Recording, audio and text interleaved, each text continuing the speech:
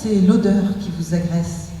Tu sors instinctivement ton mouchoir et le plaques sur ton nez comme un masque à gaz, mais rien n'y fait. Elle filtre à travers le tissu, te prend à la gorge et envahit tes poumons. Tu as l'impression d'étouffer.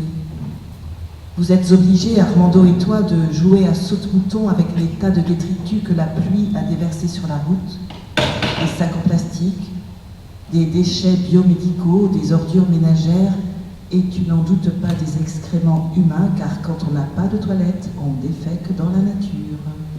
4 enfants, pieds et mains nus, farfouillent dans le tas d'immondices.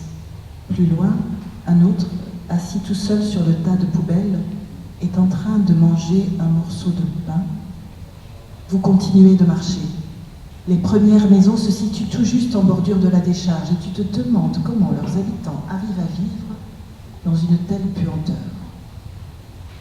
Une 50aine de mètres plus loin, l'odeur s'étant fortement atténuée, l'air devient plus respirable. C'est ici! Venez pas ici!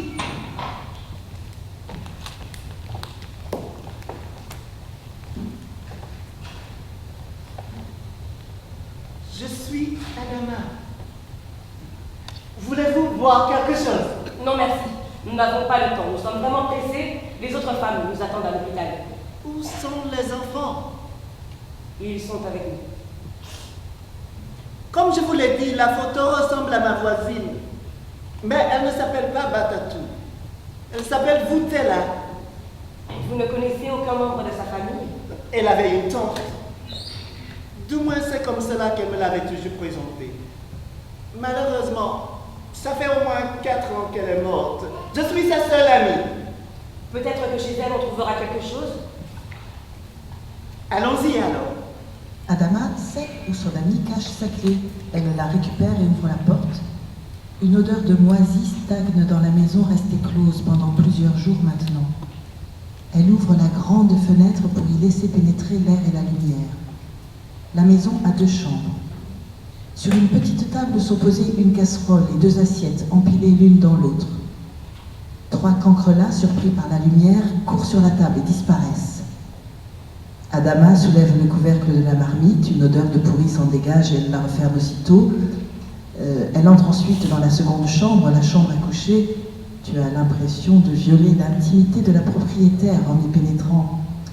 Mais il faut y aller. Tu attends qu'Adama ouvre la fenêtre de la chambre obscure avant d'y entrer. Il n'y a pas à chercher. Oui, Voutela est bien Batatou. La preuve est là, sur une table basse, près du chevet du lit. Tu te souviens très bien de cette photo. Mais c'est vous! Elle ne me l'a jamais montrée. Nous avons fait cette photo il y a quelques jours à peine. Elle vous a dit qu'elle était mariée. Quand je suis arrivée au chantier, elle était déjà là. Et tout le monde l'appelait Batatou. Et on disait que son mari avait été tué pendant les pillages. Voutela ne s'est jamais mariée. Elle préférait mourir plutôt que d'être enceinte. Elle paniquait dès qu'elle avait l'impression qu'un homme s'intéressait d'un peu trop près à elle. Parlez d'elle. Je représente les femmes du chantier et vous pouvez nous faire confiance comme elle nous faisait confiance. Nous étions devenus sa seule famille. Nous sommes devenus très proches.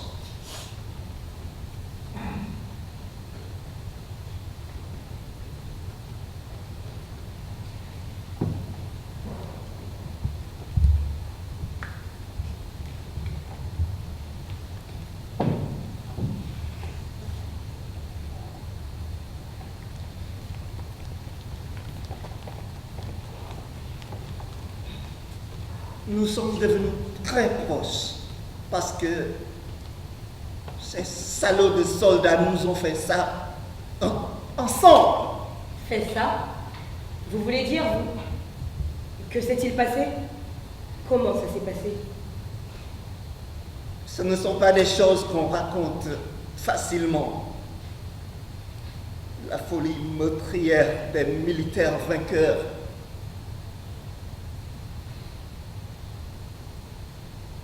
Nous revenions du marché. La panique était générale. Nous avons abandonné nos marchandises. Nous avons couru toutes les deux ensemble, elle et moi. Mais les coups de feu se rapprochaient. De toute façon, nous étions à bout de souffle. Nous avons repéré une maison délabrée. Nous y avons trouvé un homme qui tremblait de peur. Il a placé son index sur ses lèvres, nous signifiant ainsi de ne pas faire de bruit. Je pense que les soldats nous ont vu entrer dans la parcelle. Nous étions là, 3 êtres apeurés. Ils étaient 4 soudats, armés. L'homme qui était avec nous s'est immédiatement jeté à genoux, implorant qu'on lui épargne la vie. Ils ne l'ont même pas écouté. Et une balle à la tête. Ils se sont jetés sur nous. Lorsque le premier a commencé à dégraper sa braquette, vous êtes là.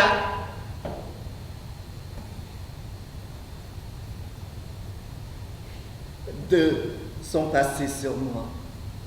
2 sur vous êtes là. Lorsqu'ils nous ont abandonnés, vous êtes là, saignait et s'était évanouie. Je souffrais beaucoup plus pour elle que pour moi parce qu'elle était vierge quand les soldats l'ont attaquée. Pire, elle qui m'avait toujours juré qu'elle ne voulait pas avoir d'enfant s'est retrouvée enceinte quelques semaines plus tard. Vous voulez dire que les triplés sont... Oui, ça n'a pas été facile, surtout au début. Elle les haïssait, ses enfants, parce qu'ils lui rappelaient les violeurs. Et ils étaient le produit de ce que ces types avaient déchargé en elle. Mais aussitôt, cette haine était désarmée par l'innocence de ces enfants qui n'avaient pas demandé à naître et qui, à leur façon, étaient aussi victimes. Elle les prenait dans ses bras pour les protéger de la douleur du monde. Vous avez beaucoup de chance. Vous n'êtes pas tombée enceinte. Lorsque mon mari a appris que j'avais été violée, il m'a chassé sans façon de sa maison en disant que j'étais une femme souillée. Qu'est-ce que vous allez faire maintenant? Maintenant que nous sommes sûrs que Batatou est bien voûté là, nous allons nous occuper de son enterrement. Partons, refermons la maison. Pourquoi n'a-t-elle pas avorté? Vous croyez que c'est facile d'avorter? Elle a pris du temps avant d'avoir assez confiance en moi pour me raconter son histoire. Et moi, à mon tour, je ne l'ai jamais raconté à personne. Maintenant que vous vous occupez de ces enfants, je dois vous la raconter. D'abord, je dois dire que nous avons eu beaucoup de chance. Parce que 3 semaines après l'agression de ces bandits, une équipe de Médecins Sans Frontières est arrivée. Ils ont réparé le vagin de Voutela qui était dans un état terrible. Ce sont eux qui ont découvert qu'elle était enceinte. Plus son ventre gonflait, plus Voutela était angoissée. Ennui du 8e mois, elle est prise de terribles douleurs abdominales. Je suis resté auprès d'elle toute la nuit. Avec une serviette mouillée, j'essayais de rafraîchir son corps, roulant de fièvre. Je ne suis pas allé au marché ce jour-là. J'ai demandé à ma fille d'aller vendre le manioc à ma place. C'était une crise fulgurante de malaria, très dangereuse pour une femme enceinte. Dès le lendemain, j'ai couru chercher un taxi. Je suis revenu la voir le soir. Je lui ai apporté une bouillie à base de riz. Je l'ai aidé à se redresser. Et je me suis assise à ses côtés et je lui ai demandé si elle se sentait assez forte pour manger seule. Elle s'est mise à pleurer. Je ne sais comment te remercier, Adama. Tu as fait pour moi ce que ma propre famille n'aurait pas fait. Si vous êtes là, n'importe qui ferait ce que j'ai fait. Dis-moi si toi, en parent dans cette ville, je ferais tout pour le retrouver. Sinon, dis-moi où se trouve ton village. Je ne sais plus rien de ma famille. Mes parents, s'ils vivent encore, doivent penser que je suis morte depuis tout ce temps. Morte? J'ai fui mon village à l'âge de 13 ans, à cause des souffrances de ma grande sœur. À 14 ans, mon père l'a mariée à un vieux de 40 ans. À 15 ans, elle était enceinte. Son ventre était tellement gros qu'on avait l'impression qu'elle était devenue ronde. Et puis est arrivé l'accouchement. Maman m'avait toujours dit que le soleil ne doit pas se lever ou se coucher 2 fois sur une femme en train d'accoucher. Hélas, cela n'a pas été le cas pour ma sœur, qui a souffert l'enfer pendant 3 jours. On lui criait de pousser, et elle essayait de pousser en hurlant. Quand épuisée, elle ne pouvait plus, on lui disait qu'elle était paresseuse parce qu'elle ne poussait pas assez. En fait, la tête du bébé trop gros s'était coincée dans l'ouverture. Elle hurlait, transpirait, et plusieurs fois elle s'est évanouie. On la ranimait alors avec des serviettes humides sur le front et de petites gifles. 3 jours de souffrance.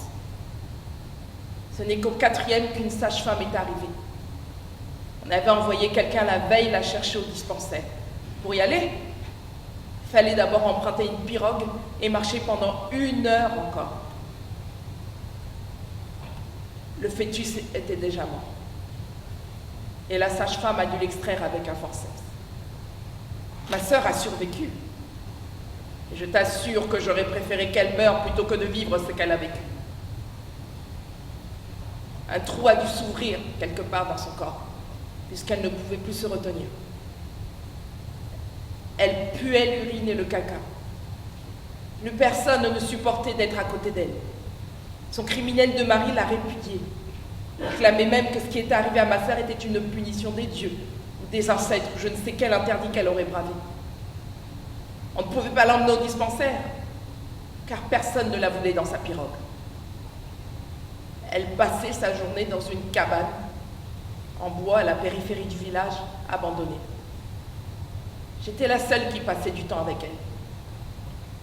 Lui apporter de l'eau et de la nourriture. Parfois, l'odeur me faisait vomir, mais c'était ma sœur. Même maman croyait que sa fille avait transgressé un interdit. Sinon, ce qui lui était arrivé ne lui serait pas arrivé. Elle est morte seule dans sa cabane.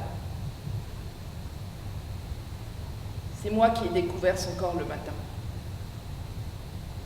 Elle était allongée par terre, couverte d'une centaine de mouches qui bourdonnaient dans ses narines, tout comme la bouche qui était restée ouverte. Je me suis juré de ne jamais entrer en grossesse, ni d'accoucher. Maintenant, je comprends. Ce n'est pas fini, il y a plus. Laisse-moi finir. Attendez. Excusez-moi. Quand sera l'enterrement?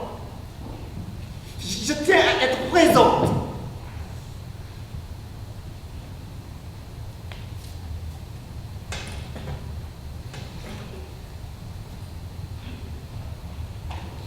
Dieu, de l'endroit où il guette les mortels qui viennent frapper à la porte de son paradis, a dû être impressionné par la manière dont vous avez accompagné Batatou dans sa dernière demeure terrestre. On ne pouvait imaginer enterrement plus digne pour cette femme pauvre et sans famille que la vie avait malmenée et humiliée.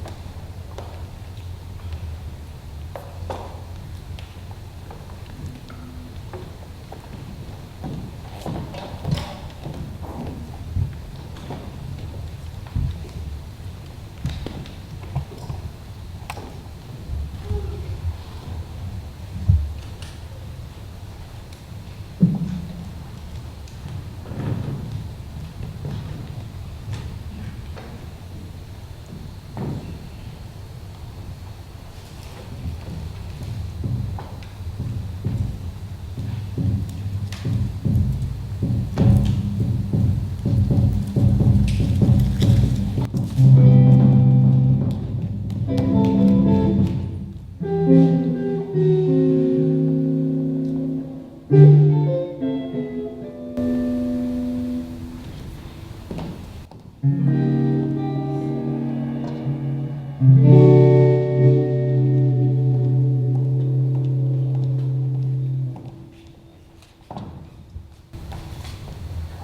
ils auront remboursé nos sacs, avec les sacs que j'ai encore à remplir, j'aurai plus de 200 000 francs.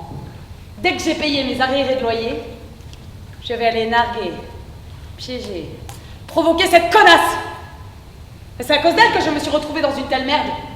Elle a détruit ma beauté, et vous croyez que je vais la laisser comme ça? De qui tu parles? Tu peux raconter. Il n'y a que des amis ici.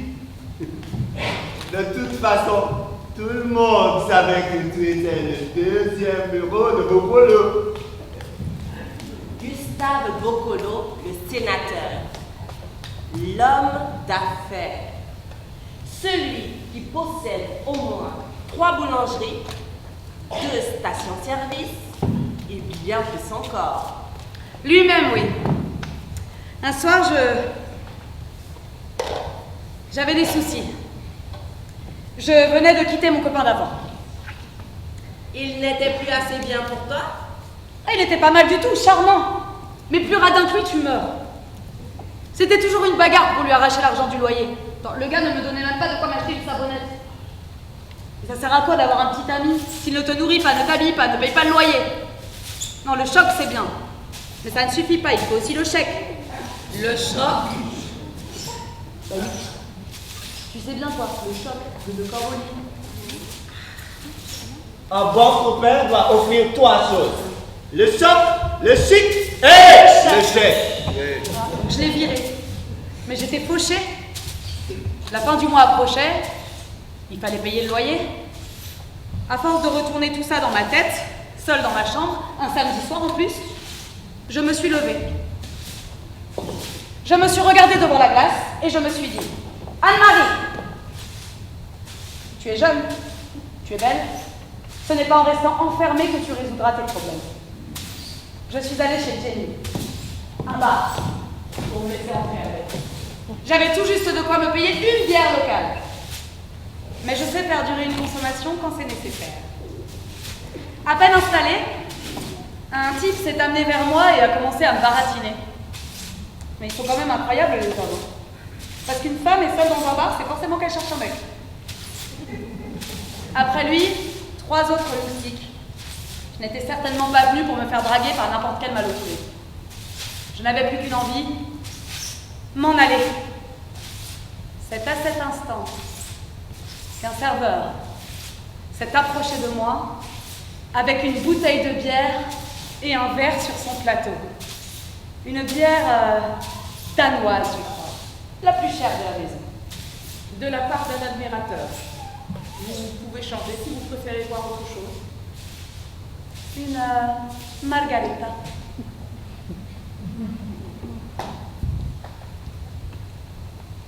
C'était Gustave Bokolo. À la fin de la soirée, il a proposé de me raccompagner chez moi.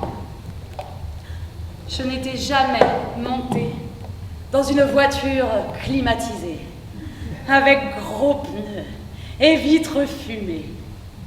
Devant la maison, il a demandé s'il pourrait me revoir. J'ai dit...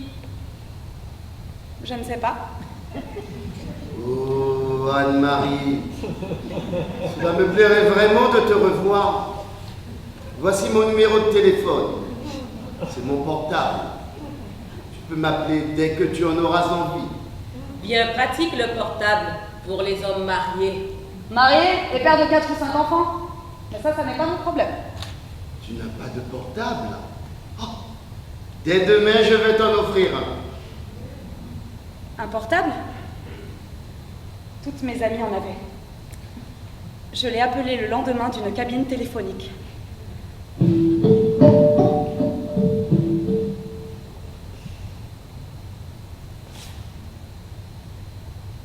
Il avait tenu sa promesse. Il avait un portable pour moi. Le choc, le chic et le chèque. Alors côté choc, c'était pas terrible. Mais côté chic et chèque, J'étais comblée. Nous avons passé les 2 ans sans problème. J'avais un bel appartement. Il s'occupait de tout. Il ne manquait qu'une voiture. Et ça n'aurait pas tardé si sa bobonne ne s'était pas mise à tout gâcher.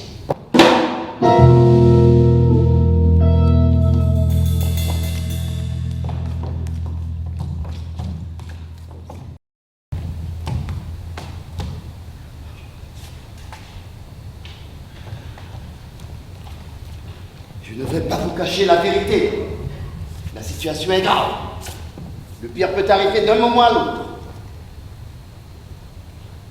Et mesdames, messieurs, pardon de vous ennuyer avec ces contraintes pragmatiques. Mais la facture de l'hospitalisation s'élève maintenant à 300 000 francs. Nous devons savoir qui va payer.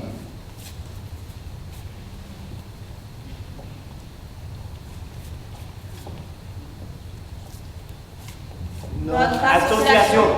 Et ce n'est pas tout. Il faudra prévoir des antibiotiques à 17 000 francs la boîte.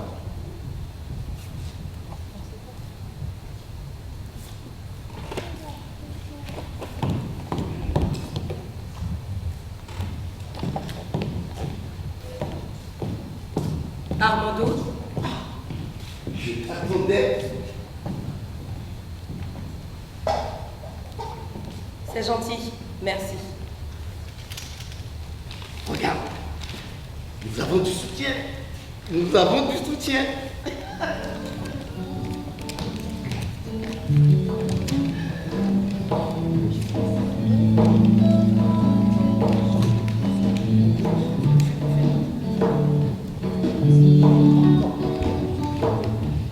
Encore une fois, Le pouvoir autocratique a frappé. de pauvres femmes innocentes Nos mères Et nos sœurs. ont été tabassées et torturés sauvagement sur leur lieu De travail. et dans les geôles du pouvoir, alors qu'elles voulaient tout simplement Négocier. le prix de vente de produits de leur travail jusque-là achetés À vite prix. par des entrepreneurs voraces. Horace. s'il fallait une preuve de plus Que ce pays était en pleine dérive fasciste, la voilà. il nous faut une alternance. Les partis d'opposition d'opposition Regroupés dans le rassemblement de l'opposition unie pour l'alternance Se retrouveront demain pour décider de l'action à entreprendre afin d'appuyer les revendications de ces femmes. Je ne comprends pas pourquoi les gens de l'opposition écrivent ces tracts. Nous n'en voulons pas. Ils vont embrouiller notre lutte qui est simple, claire.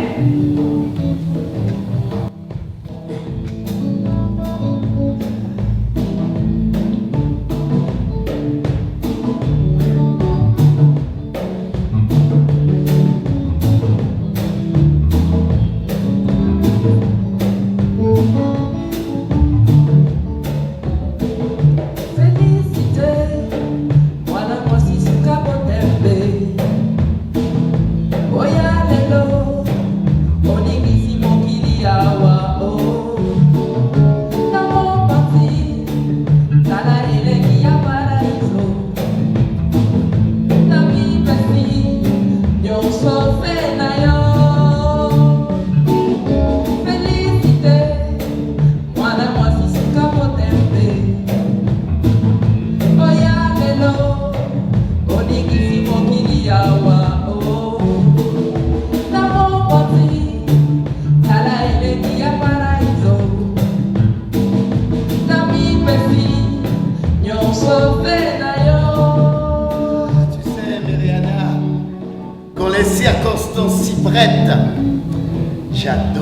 chanter ces anciennes chansons.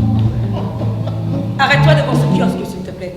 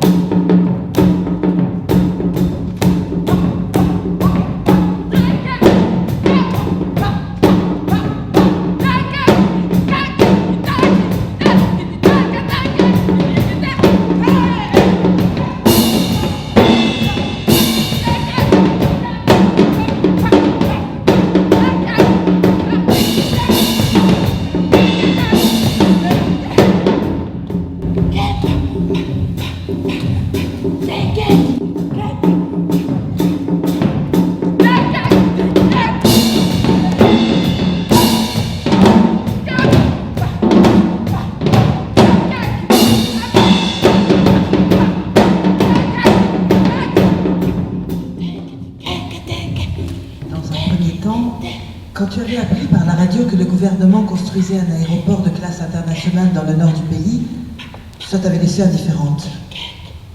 La nouvelle avait commencé à t'intéresser vraiment le jour où tu avais appris que la construction de la piste d'atterrissage nécessitait une quantité colossale de pierres. L'endroit où on construit l'aéroport est dans une zone semi-marécageuse. Toute la pierre viendra de chez nous. Les clients se bousculeront devant la marchandise. À peine un sac rempli, il sera acheté. L'argent tombe sur le pays aussi fort que la pluie en saison humide. Si l'argent pleut sur le pays, il faut qu'on en collecte nous aussi quelques gouttes dans nos sacs à main. Il faut refuser de vendre le sac de notre travail à 10 000 et porter le prix à 15 000 francs CFA. Je ne suis pas d'accord. On marchande toujours. Il faudrait commencer par afficher 20 000 francs pour revenir au prix boutoir de 15 000. Si nous dévoilons d'emblée que nous voulions 15 000 francs, nous finirons à 13 000, voire 11 000 francs après négociation. Comme dans un camp de bagnards, une quinzaine de femmes cognent la pierre. Qui pour nourrir ses enfants et les envoyer à l'école, qui pour soigner une mère ou un mari malade, qui pour simplement survivre, ou alors qui, comme toi, pour se procurer au plus vite une somme d'argent dont elle a un besoin urgent. Combien d'heures encore? Combien de jours pour y arriver? Vroom, vroom, vroom, vroom, vroom.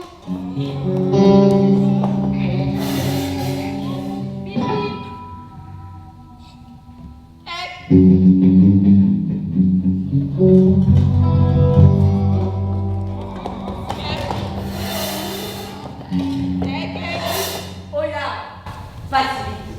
À partir d'aujourd'hui, le sac, c'est 20 000 francs. Écoute, bonne femme. Ne me fais pas perdre mon temps. Je ne rigole pas. J'ai dit 20 000.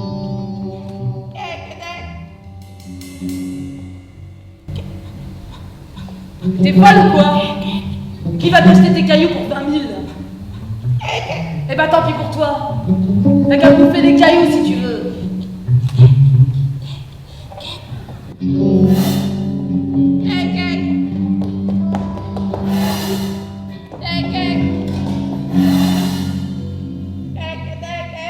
Je commence à avoir des doutes sur la stratégie. Peut-être que ces gens ils recherchent la pierre ailleurs. Il n'est pas trop tard pour faire marche arrière. Je propose un préavis de 2 semaines. Nous vendons toujours au prix courant de 10 000 tout en continuant à palabrer. On pourrait contacter les camionneurs. Ils ne nous prendront pas au sérieux. Croyez-moi, dans ce pays, on peut faire les choses sans les hommes. Mais on ne peut rien faire contre eux. Il nous faut trouver un homme pour faire équipe. Moi, je ne veux pas d'homme dans cette affaire. Il y a même qui est tout. Pas d'homme dans cette affaire. Qui vous dit qu'ils ne vont pas vous trahir et s'allier avec des commerçants pour quelques billets? Pourquoi vos maris ne sont-ils pas ici en train de casser la pierre? parce qu'ils attendent, tout simplement. Assis sur leur cul, là, que vous leur apportiez de l'argent pour qu'ils aillent le dépenser avec leur maîtresse. Je ne fais confiance à aucun homme. Bon sang de bon sang. On ne sait plus marchander. Pas question de vendre à 10 000. Nous avons dit 20 000, c'est très bien. Le sucre, la farine, le lait, tout a augmenté. Et nous vendons au même prix depuis... Cet enfant pleure de faim. La mère n'a certainement pas mangé grand-chose depuis hier soir. Elle n'a pas vendu hier. Elle ne vendra pas aujourd'hui.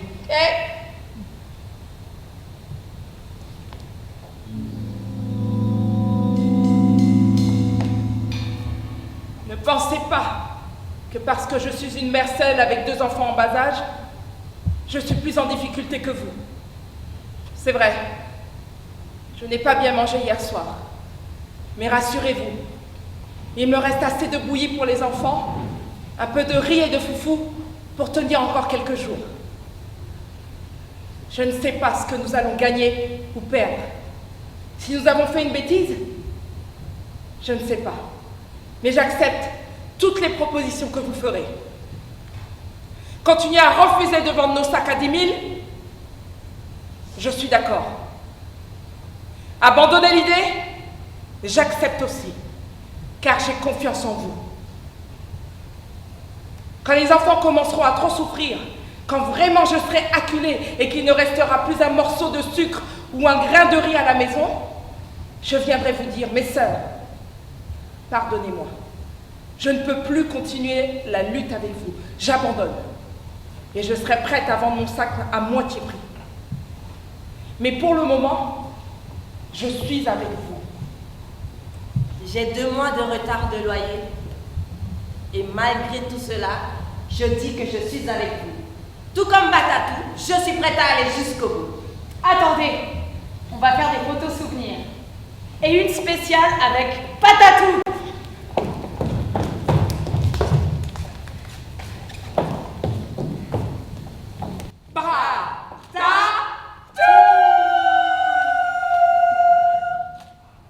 Mon frère fera des copies papier pour chacune d'entre vous. D'ailleurs, je vais lui demander tout de suite. Il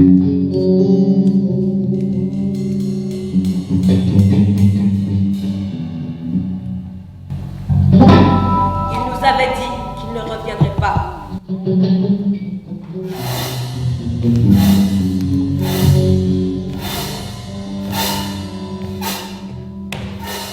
Voilà les camions qui arrivent. Nous sommes revenus pour vous donner une dernière chance. Il y a de la pierre ailleurs. Si jamais nous quittons ce chantier aujourd'hui sans rien acheter. Nous ne reviendrons plus jamais. Point final. Nous ne refusons pas de vendre, comprenez-nous. Vous vendiez à 30 000 francs le sac que vous nous achetez à 10 000. Depuis que le président de la République a visité le chantier de cet aérodrome, vous en avez profité pour augmenter le prix du sac à 50 000 francs. 5 fois le prix que vous nous l'achetez. Mais nous aussi, nous voulons en profiter. Nous demandons 20 000 francs. Il vous restera encore 30 000 francs de bénéfice. 20 000 francs, c'est un premier prix. On peut toujours en discuter. Tais-toi! Elle a dit 20 000. C'est 20 000.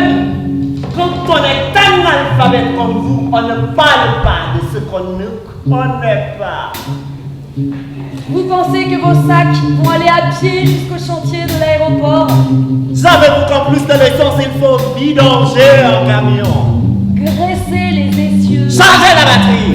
Mettre de l'air dans les pneus? Vérifier les patins des freins! Nettoyer les vis platinées? Et plein d'autres choses que vous ne pouvez même pas comprendre. Savez-vous que tout cela coûte de l'argent? Alors que vous ne faites que vous asseoir sur le et cogner.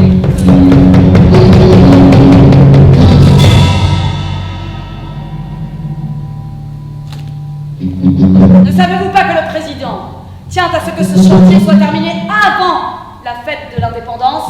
Oui, aura des invités du monde entier. Voulez-vous faire honte à notre pays? Vous voulez faire honte à notre président?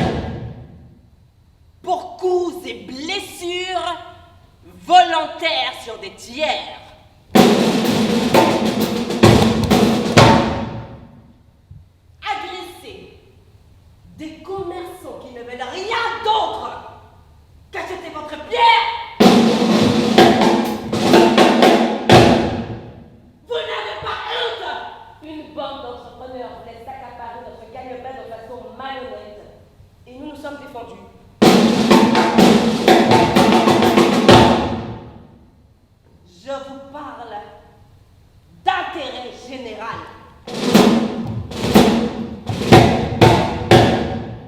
Cet aéroport international est une priorité nationale.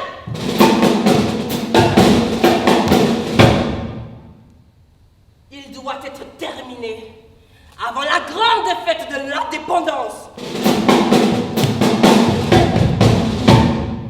Votre refus de vendre est du sabotage.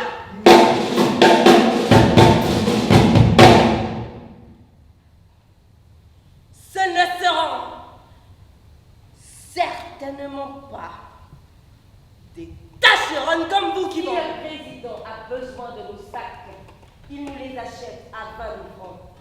C'est nous qui décidons. Ce n'est pas à lui de me dire la couleur du celui que je dois porter demain, parce que c'est immense, lui. Ces cailloux sont nos cailloux. Outrage au chef de l'État!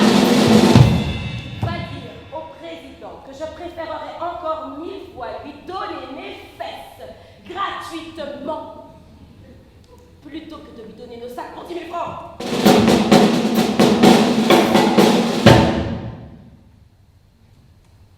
Allez, on réquisitionne ces sacs.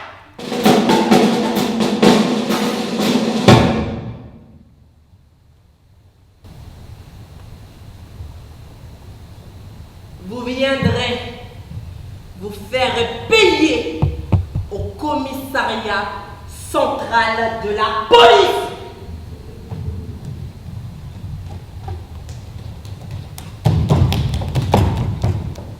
Et à 10 000 francs le sac.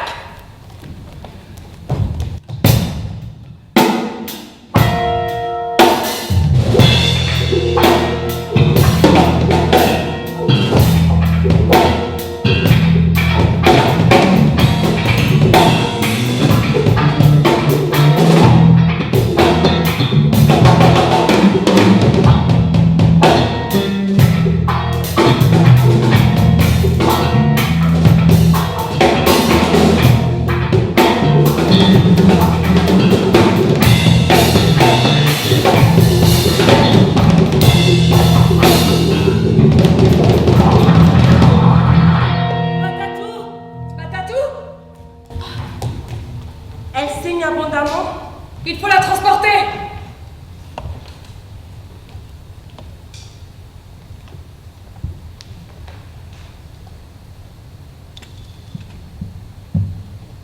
Mais je vais garder les deux enfants jusqu'à leur mère sorte de l'hôpital. Même pas besoin d'acheter un biberon car j'ai déjà. Merci Bileko.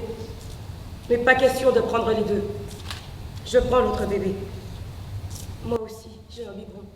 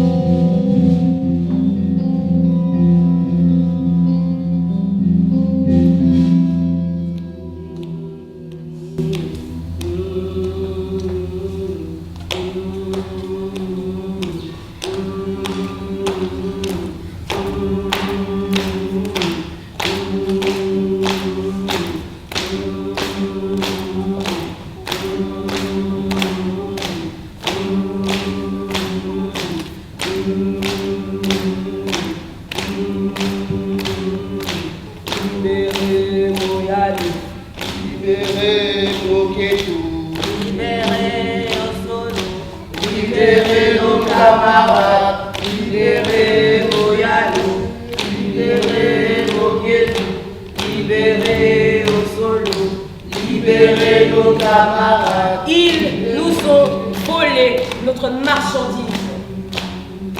Ils nous ont battus. Et en plus, ils nous jettent en prison. Libérez, libérez, libérez, Moriano, libérez, libérez, Gautier-vous, libérez, Orsolon, libérez nos camarades, libérez.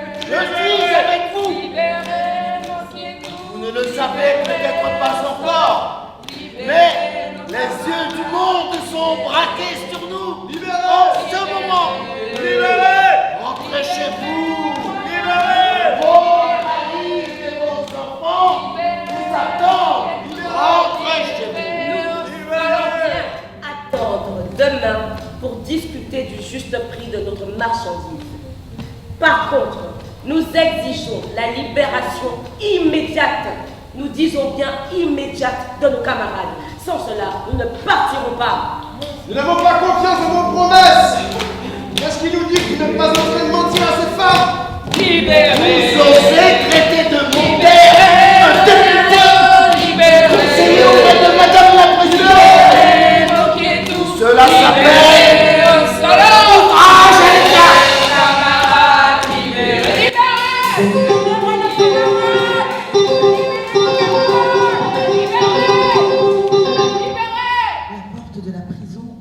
Ces deux grandes ailes de métal et une première casseuse de pierre sort.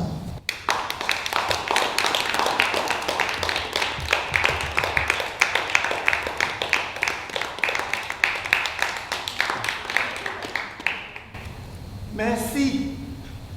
Tout est là. Et ne pas laisser ces voleurs prendre nos sacs de pierre à 10 000 francs. Ne pas arrêter. Le combat doit continuer. Demain, nous marchons sur le même commissariat et occuper jusqu'à qu'ils rendent nos sacs volés.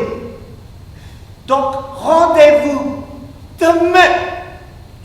Combat à continuer.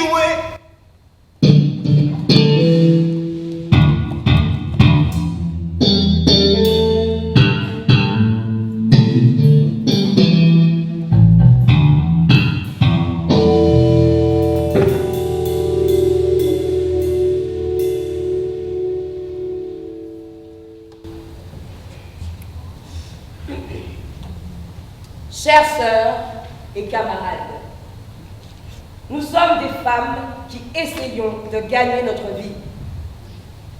Nous n'attendons pas que l'État nous donne un salaire, non.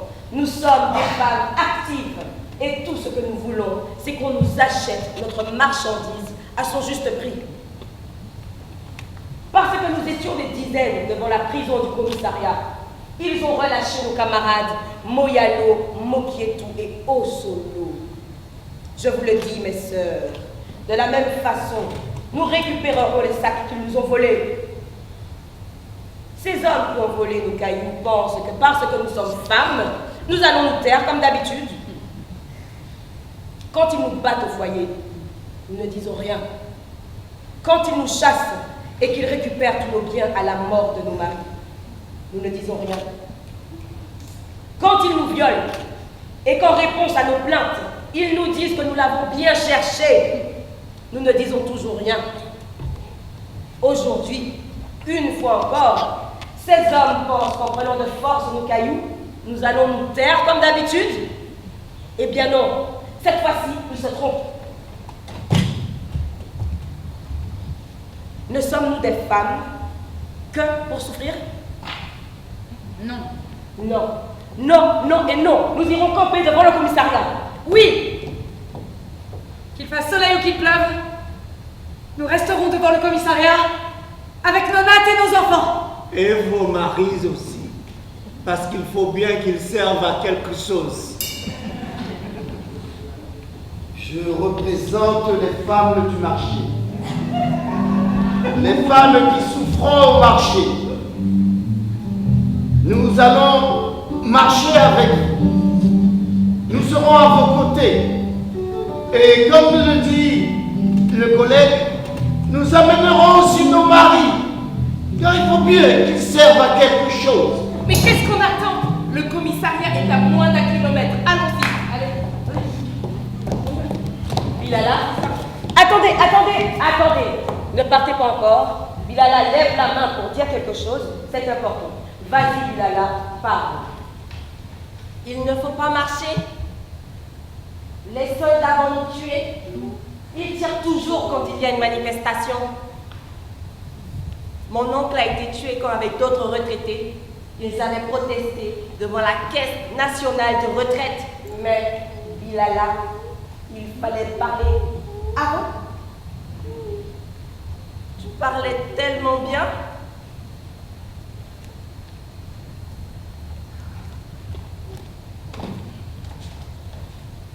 Il ne faut pas marcher. Vous avez entendu Bilala? Elle ne veut pas qu'on marche. Si elle a peur de marcher, qu'elle ne marche pas. Ce n'est pas en restant assis sur nos derrières que nos sacs reviendront. Yalla! Allez! Elle était vraie, elle ne peut pas prendre les marelles. Venez! La démocratie, c'est la voix de la majorité. Tout le monde ici, sauf Bilala, est d'accord pour que nous marchions sur la prison du commissariat pour récupérer nos sacs. Les discussions sont terminées. Ne perdons plus de temps. Allez, on y va tous. Venez. Moi, je crois que Bilala a raison. Rappelez-vous, ils ont tué des étudiants et des élèves. Mon cousin là, qui travaille au rectorat de l'université, m'a raconté que les forces de l'ordre avaient poursuivi les élèves jusqu'à l'enceinte de l'université. Et ils l'ont tiré dessus. Si nous n'avions pas manifesté hier devant le commissariat, tu serais encore en prison. Mais ils n'ont pas tiré hier parce qu'ils étaient pris de court. Aujourd'hui, avec tous leurs espions qui sont ici, ils savent ce que nous allons faire. Et croyez-moi, ils nous attendent de pied ferme. Comment as-tu pu oublier qu'ici, les manifestations de citoyens ne sont pas dispersées par une police anti-émeute avec matraques, gaz, lacrymogènes et jets d'eau, mais par l'armée qui tire à balles réelles? Une seule fois, à ta connaissance, l'intervention de l'armée a été douce. Ils n'ont pas tiré de coups de feu, ils n'ont fait usage que des crosses de leurs fusils pour disperser le sit-in des vieux retraités qui réclamaient leur pension. Il n'y eut que des côtes cassées, des jambes et des bras brisés et 2 septuagénaires dans le coma. Les autres manifestations ont fait l'objet d'une répression aveugle. 7 morts parmi les ouvriers de la compagnie minière qui réclamaient le paiement de leurs droits de licenciement après la fermeture de la mine d'uranium exploitée par les Chinois. 9 morts parmi la foule qui a crié « hypocrite assassin » sur le chef de l'État qui était venu déposer des fleurs sur le cercueil d'un opposant. Ne savez-vous pas que chez nous, on tire sur la foule? Ouais! Ouais, immédiatement, sinon on enfonce la porte. Ouais! Vite, Tantine, décroche. La police vient m'arrêter, les enfants sont seuls. Ouais! Armando, préviens les autres femmes. La police vient m'arrêter.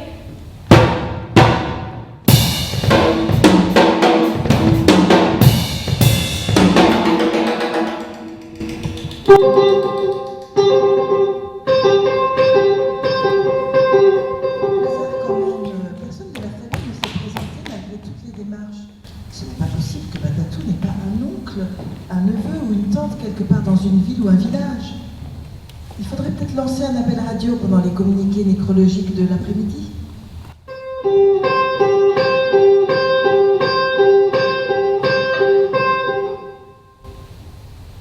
Mes services m'ont indiqué que vous étiez la personne à voir.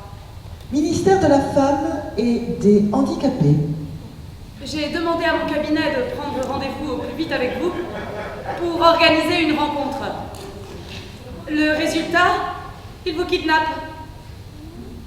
On a beau leur expliquer que la démocratie c'est aussi le respect des citoyens, c'est à désespérer. Enfin, j'ai appris que l'une d'entre vous était dans le coma. Madame Batatou, mère de 2 enfants survivants de triplé. Est-ce menacer la République et le gouvernement que de vouloir vendre nos sacs à 20 000 au lieu de 10 000? D'abord, il faut se calmer. Il ne faut pas accuser le gouvernement pour des bavures. Pouvez-vous me dire, franchement, qu'il n'y a rien d'autre derrière cette manifestation? Bien sûr, madame. Vous allez donc me dire que vous n'avez jamais vu ce tract? Ça n'a rien à voir avec nous. Vous voulez me faire croire qu'une bande de femmes illettrées, qui vivent à la petite semaine, a pris l'initiative de monter une marche de protestation devant un commissariat de police sans que quelqu'un tire les ficelles? Je connais ma jante. Vous parlez comme ces blancs qui disaient « Je connais mes nègres ». Nous ne sommes pas vos négresses, madame. Mais qu'est-ce que vous dites? Vous croyez que je ne sais pas que c'est vous la meneuse? Mais qu'est-ce qui vous a pris de pousser ces pauvres femmes aux mains nues à attaquer les forces de l'ordre? C'est tellement stupide. Nous n'étions pas mains nues, nous avions des cailloux. Des femmes qui jettent des pierres. Des femmes qui lapident les forces de l'ordre. Nous étions attaqués à coups de fusil, madame. C'est ça! Profiter de la réunion des premières dames d'État d'Afrique pour foutre la pagaille. On ne pousse pas des femmes dans la rue pour 20 000 francs. Ne me prenez pas pour une idiote. Les caméras de télévision du monde entier regardent notre pays en ce moment. Cette rencontre célèbre la 10e rencontre des femmes de chefs d'État d'Afrique. C'est une raison d'État. Madame Meriana, soyons sérieuses. 20 000 francs. Ce n'est peut-être rien pour vous, mais pour beaucoup d'entre nous, cela peut faire la différence entre vivre et mourir, madame. Vous pouvez faire qu'on nous rende nos sacs volés par la police. Disons confisqués, car la police ne vole pas. J'ai pu joindre la première dame. Je lui ai dit que si les prisonnières n'étaient pas libérées immédiatement, des milliers de femmes déferleraient sur les marches du palais où se tenait la rencontre. Elle a appelé le ministre de l'Intérieur. En moins d'1 heure, vos camarades étaient libérés. Ah!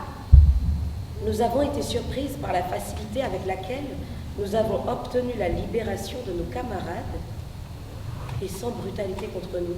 Je m'emploie à récupérer vos sacs et à vous aider à payer les frais d'hospitalisation de votre camarade et vous cessez immédiatement les manifestations. Donnant, donnant, gagnant, gagnant. laissez auprès de ma secrétaire la liste nominative de toutes les femmes qui travaillent au chantier avec vous, ainsi que votre numéro de téléphone. Je veux régler ce problème au plus vite.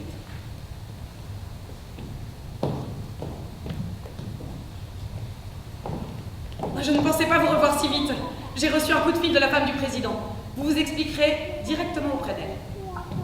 Ah, cette première dame, tu l'as entendue à la radio? Je demande à nos soldats de ne pas violer. Sachez que si vous violez, vous risquez d'être contaminé par le virus à votre tour.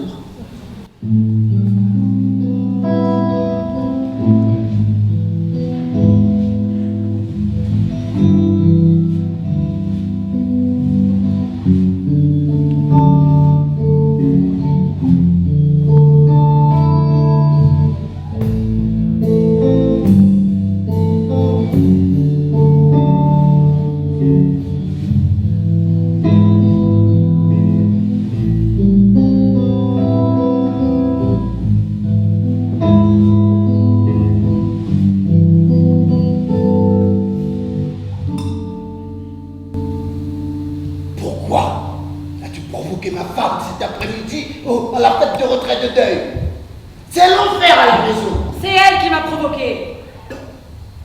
C'est normal. C'est elle la titulaire. Ah, c'est ça. Et moi, je suis la roue de secours, n'est-ce pas?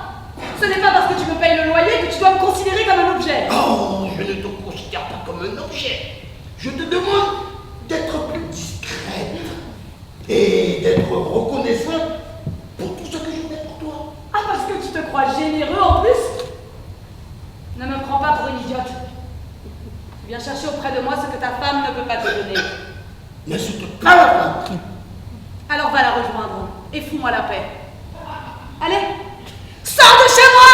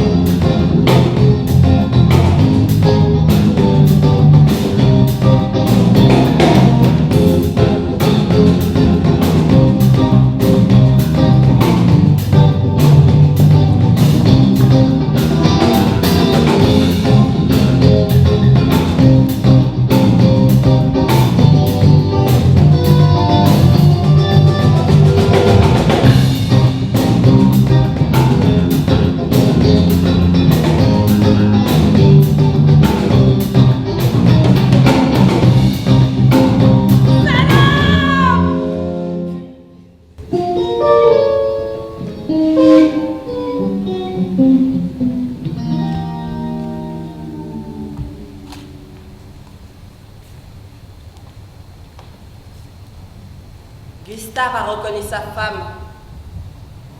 Il a lâché ma main et il l'a détalée. J'ai senti une brûlure sur mon visage. J'ai hurlé de douleur. La plaie n'a sûrement pas été provoquée par une simple lame de gilette, mais plutôt par ce genre de rasoir à main des coiffeurs. Gustave a disparu de la circulation. Évidemment, je ne pouvais pas seule payer le loyer. Même après avoir déménagé dans un mini-studio. J'ai commencé à vendre mes bijoux. Et j'étais tellement dans la dèche que j'ai vendu le portable. Après, je me suis retrouvée au chantier avec vous.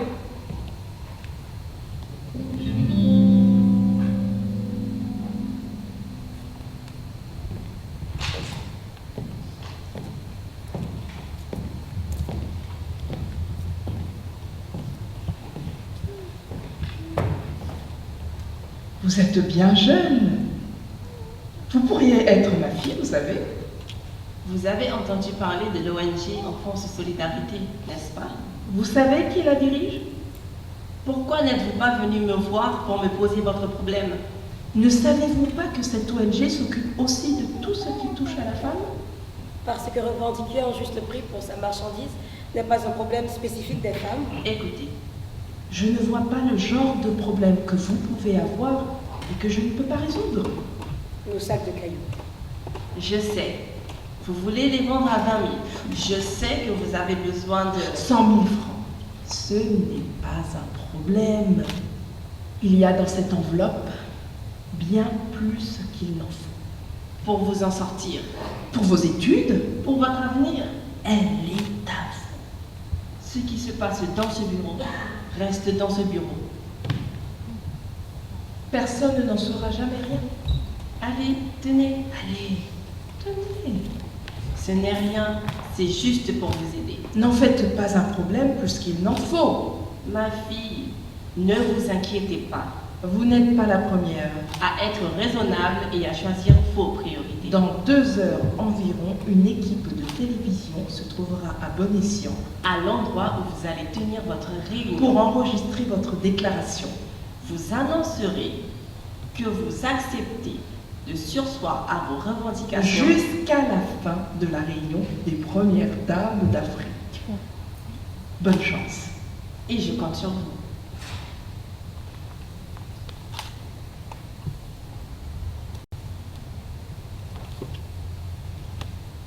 Elle m'a acheté. Je remercie Armando m'attendait quand je suis sortie du palais. Je ne sais pas ce que j'aurais fait si j'avais traîné cette enveloppe avec moi plus longtemps. Et je ne veux pas y penser. Et ils sont capables d'envoyer quelqu'un pour te prendre l'argent et répandre ensuite la rumeur selon laquelle tu nous as caché le magot. Ouvre-la devant tout le monde.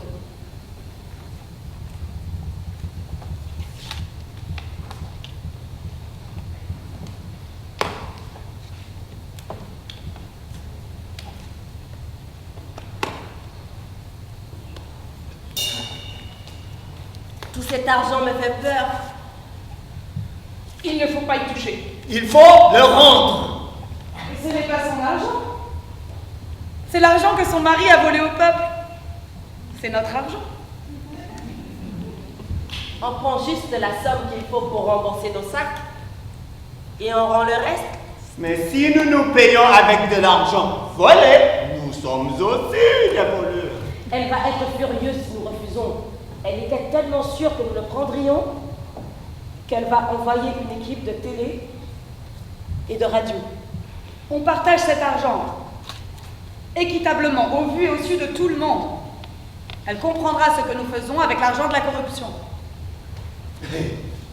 Vous acceptez cet argent. Il va falloir aussi cesser immédiatement toutes vos revendications. Si vous rendez cet argent, vous pourrez reprendre vos revendications et demander l'augmentation de vos sacs de pierre. C'est ce que la morale exige. Il n'y a pas de solution intermédiaire. Si nous refusons l'argent, nous ne courons pas seulement le risque d'être persécutés. Nous risquons de perdre le chantier. Ils trouveront bien une bonne raison de nous empêcher d'y aller ou le fermer tout simplement. Si nous acceptons l'argent, nous rendrons encore plus difficiles les conditions futures de toutes les femmes exploitées. Les petites commerçantes du marché nous observent et nous admirent. Après tout ce que nous avons souffert, avec la pauvre Batatou dans le coma, je ne vois pas comment laisser tout tomber et continuer à vendre nos sacs à 10 000 francs. Ce n'est pas une question de morale. Il s'agit de dignité. Batatou a sacrifié sa vie pour ce combat. Elle est seule avec 2 jumeaux, sans soutien et évidemment sans ressources pour payer ses frais d'hôpital. Pourquoi ne lui donneriez-vous pas cet argent?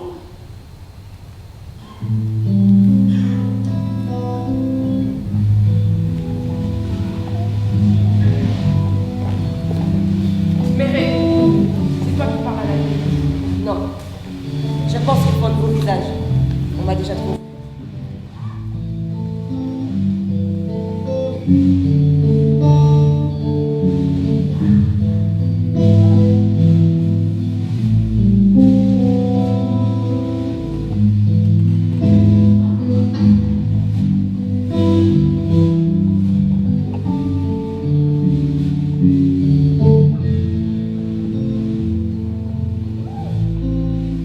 Oui,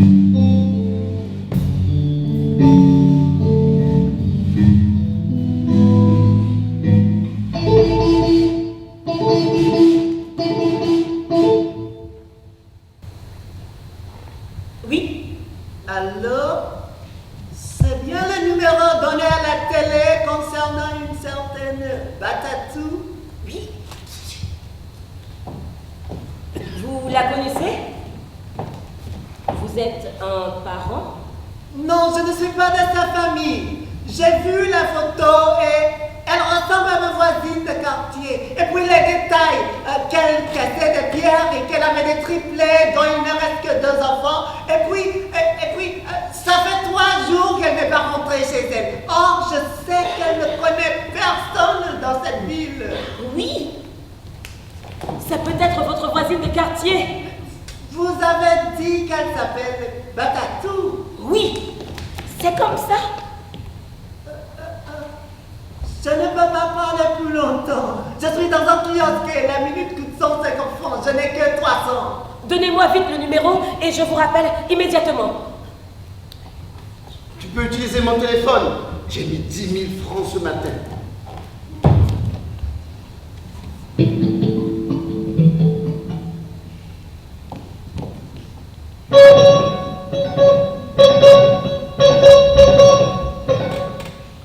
Oui.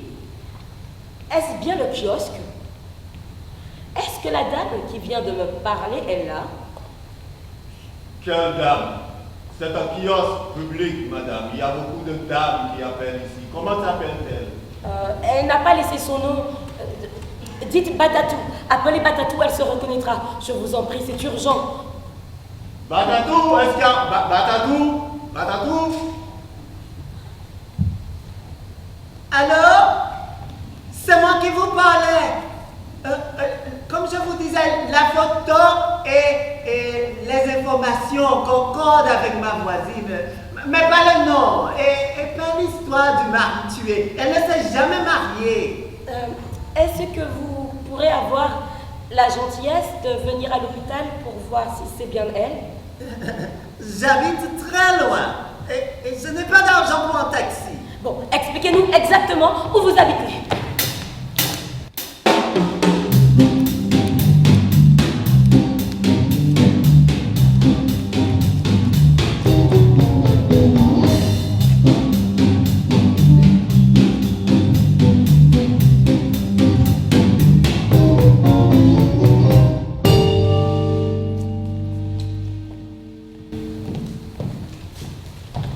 Nous sommes venus enregistrer votre déclaration concernant la fin de vos revendications.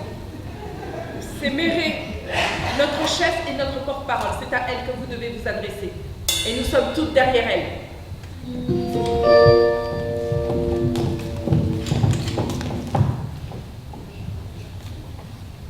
C'est Bilala qui fera notre déclaration.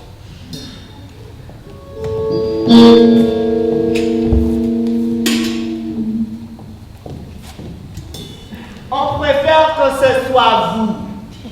Ce n'est pas à vous de choisir notre porte-parole. Les autorités ont insisté pour que ce soit vous.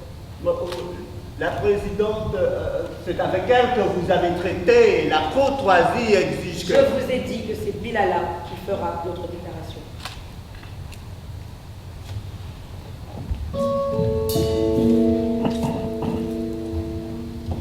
Pas dans cet accoutrement. Tu veux dire que tu ne veux pas qu'elle fasse notre déclaration en paille?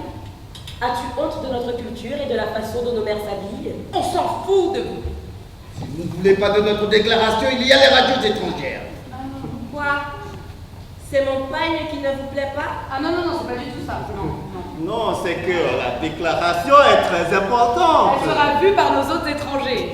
J'ai entendu que la présidente l'attend et... Alors allez-y, ne perdez pas de temps.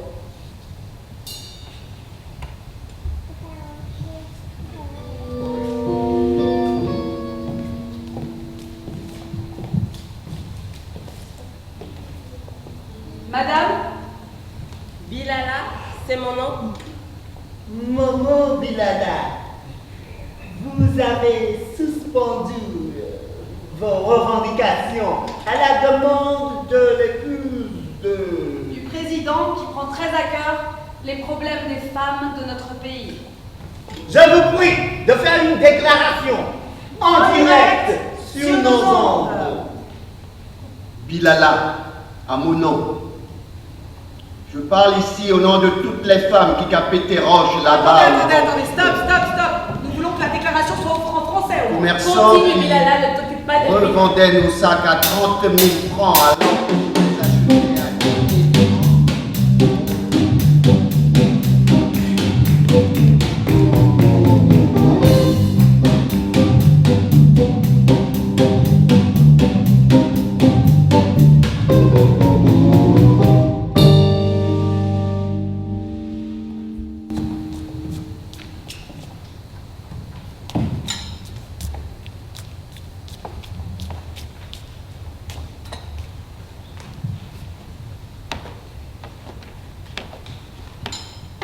Tu avais donc été invité à la fête de retrait de deuil? Gustave a refusé de m'accompagner ce jour-là. C'est après que j'ai compris pourquoi.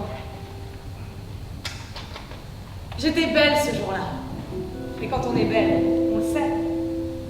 On le sent dans tout son être. Mais, même si c'était la première fois qu'elle te voyait, la femme de Gustave ne pouvait pas te rater. Elle avait sûrement entendu parler de toi. Moi, je la connaissais, bien sûr. Une maîtresse connaît toujours la femme de son amant, même si l'inverse est rarement le cas. Nos regards se sont croisés ce jour-là. Le sien, brûlant de haine, le mien, feignant d'indifférence. Lorsque je suis passée à côté de sa table pour rejoindre mes copines, toutes célibataires, qui m'attendaient à la leur. Je portais justement ce pagne super wax. Comment s'appelle-t-il déjà? Mon mari est capable. Quelques minutes après, elle est sortie. Elle avait trop honte. Même pas ça. Elle était partie se changer. Elle est revenue avec le pagne. Kanga le pango. Kanga le pango, qui veut dire verrouiller sa parcelle. Et elle s'est dirigée vers la cabine du disque jockey.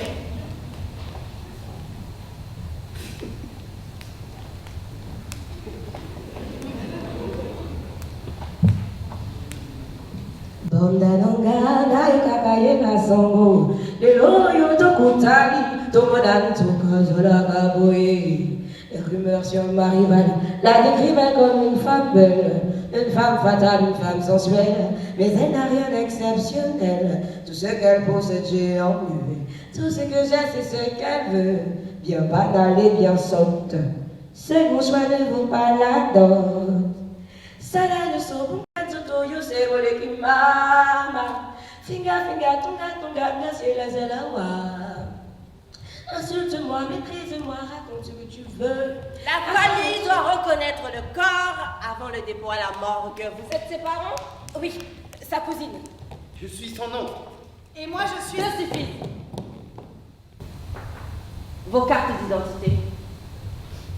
Le corps vous sera remis lorsque vous aurez payé les frais d'hospitalisation et le séjour à la morgue. L'ascenseur est en panne. À vous de descendre votre mort, ça ne fait pas partie de mon boulot. Et comment veux-tu qu'on descende le corps sans ascenseur? Portez-le sur votre dos comme le font tous les autres. Ce n'est pas de ma faute si l'ascenseur ne marche pas. S'il est en panne, c'est qu'il est en panne. Vous pouvez nous aider, n'est-ce pas? Ben oui. Je connais des gens qui sont prêts à vous aider pour pas cher. Ils attendent en bas au pied de l'ascenseur. Allez les chercher. Et c'est un scandale! Un hôpital avec un ascenseur en panne? Dans un centre hospitalier universitaire? Demande-toi seulement s'il y a de l'eau courante, s'il y a des toilettes. Oui, pour monsieur Armando, tout cela est normal. Armando est chauffeur de taxi, Madame Merena. Si tu savais combien de fois il a transporté des mourons dans son taxi parce qu'il n'y avait pas d'ambulance. Si tu savais combien de bébés il a vu mourir de convulsions paludéennes par faute d'une injection urgente. Êtes-vous capable d'imaginer la douleur des parents qui, après avoir dépensé une fortune en taxi pour faire la ronde des pharmacies de nuit à la recherche de soluté Kinimax, regardent leur enfant convulsé à mort? Armando pourrait continuer pendant longtemps ainsi.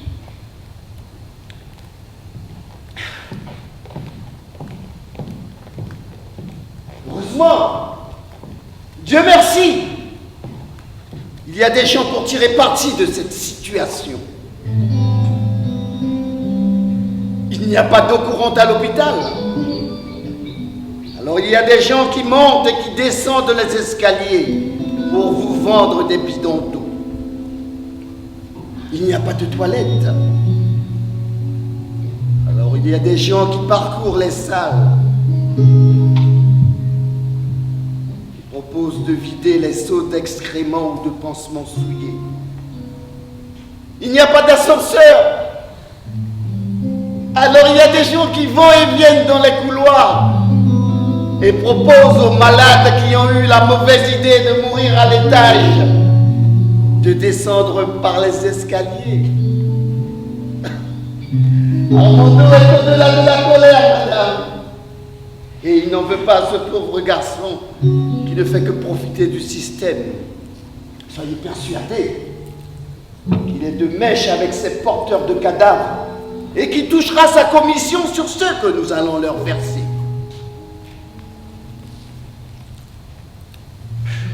En attendant, je vais chercher quelque chose de plus décent pour couvrir Batatou.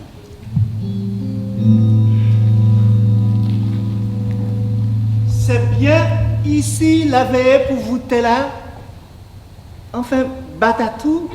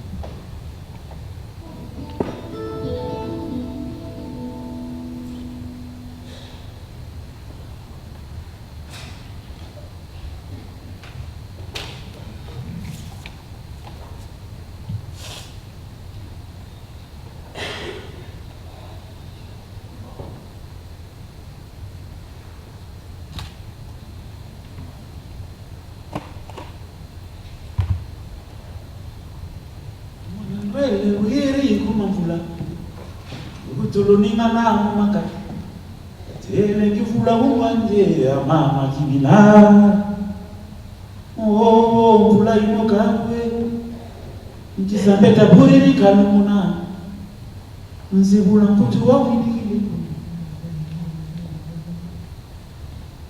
oh mvula inokawe oh mvula inokawe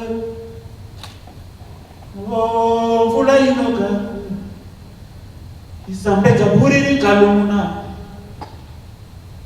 nzibula mputi wa widikile oh mvula inokawe oh mvula inokawe oh mvula inokawe oh mvula inokawe oh mvula inokawe oh mvula inokawe oh mvula inokawe oh mvula inokawe oh mvula inokawe oh mvula inokawe oh mvula inokawe oh mvula inokawe oh mvula inokawe oh mvula inokawe oh mvula inokawe oh Oh, mvula inogabwe. Oh, mvula inogabwe. Oh, mvula inogabwe. Oh, mvula inogabwe. Oh, mvula inogabwe.